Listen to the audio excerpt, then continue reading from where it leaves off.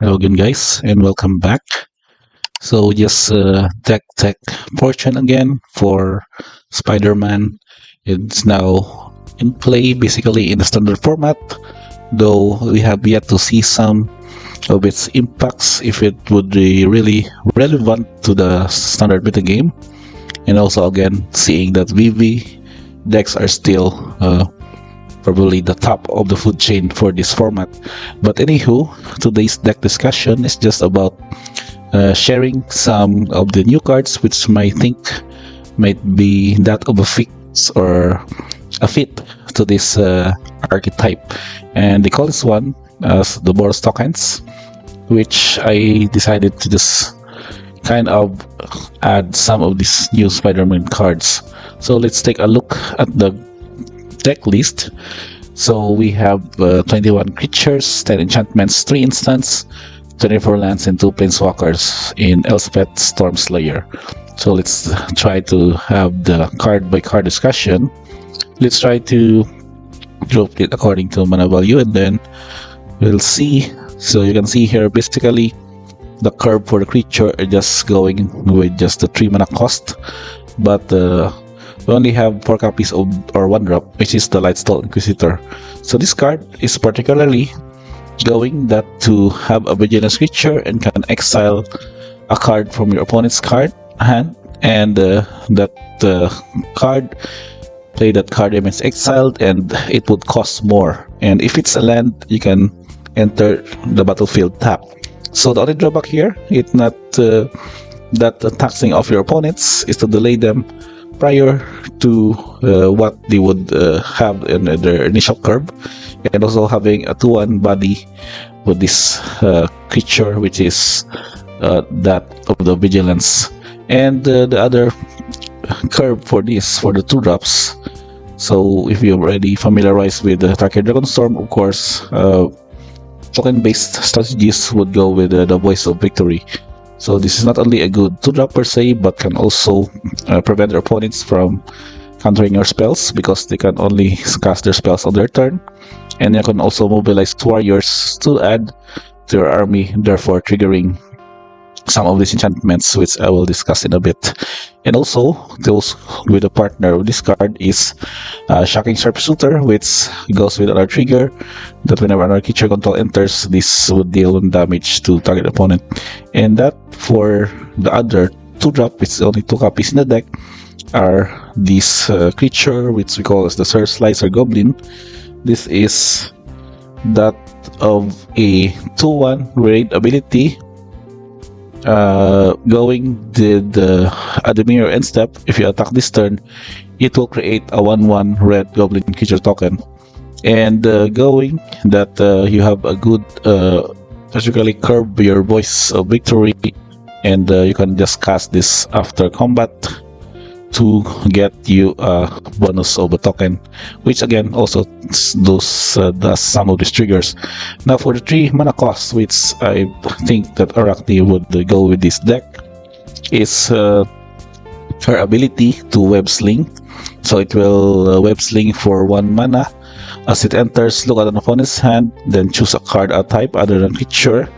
Spells of the chosen type costs 1 more to cast, and therefore also giving you a 3/3 body for this creature, which can, I think, having a 1 mana cost 3/3 is pretty much a good way to have for this deck. And also make sure that you know also your hand of your opponent, therefore having to set your gameplay against what they currently have and what will be their succeeding turns. Another portion here, because web slinging again would kind of trigger this ability of Cosmograph Zenith, because whenever you cast a second spell, you can create tokens or pump your board with special encounters.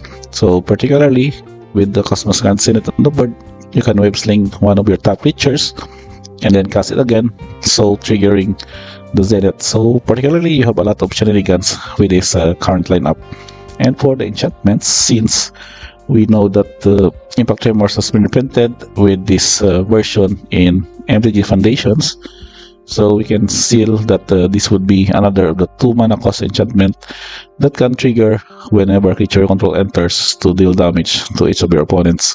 In a particular, similar scenario, our War Leader's Call, which a creature enters also gets you to deal damage to each opponent and have your anthem effect to your creature, which makes them +1 even bigger and better in attacking. And one of the new cards that I might see that kind of fit for this token strategy is Friendly Neighborhood. It will enchant a land, but particularly creating these bonus creatures, 3/1/1 green white human citizen tokens. And the enchanted land has pay 1 tap. Target creature gets +1/+1 for each creature control, but only at the sorcery side. That's kind of fair enough, because having an instant ability would be grateful for your opponent to just block which creature he or she would allow to deal damage. But particularly, you need to have these bonus tokens, again figuring some of these cards, and also a good way to develop an army and have this bonus pump to deal a chunk of damage.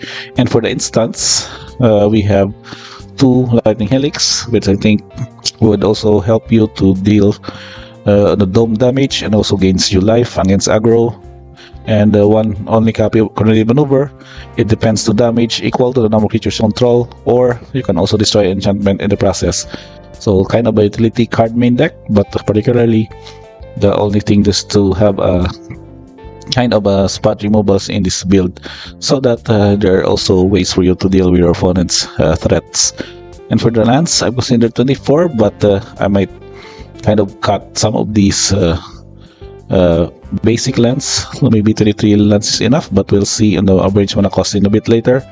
And of course, the mana fix are the usual: Sacred Foundry, Inspiring Vantage, Sunbelow Verge, and the Soul Stone as a single mana land in the deck.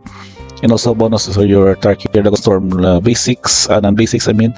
You can create these bonus tokens or Red Warrior tokens, and also get you some card advantage with the Monastery to get you to play the top card delivery by exiling it. And then, of course, Elspeth.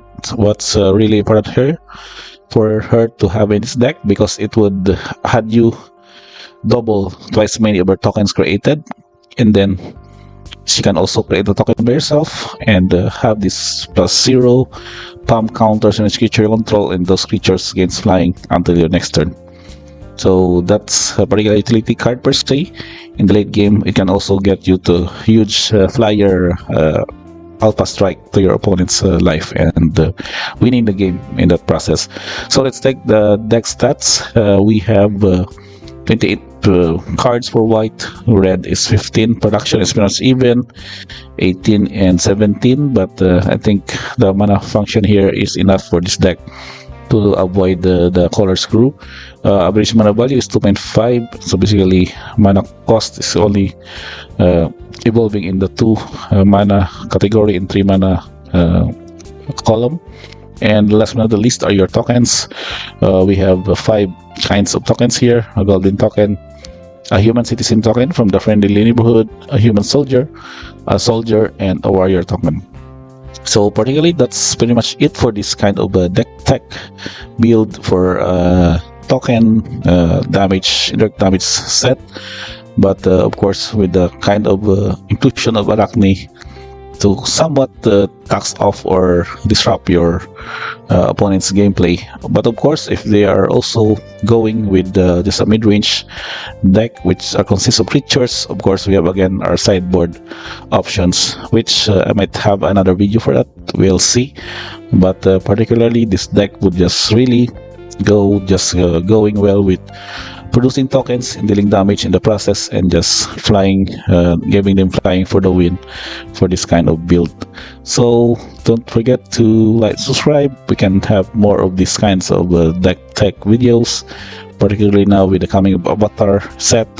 We'll still have already some of the card previews there on the spoilers, and we'll see what we have more of this.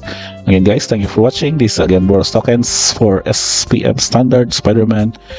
Don't forget to subscribe, and see you on the next video.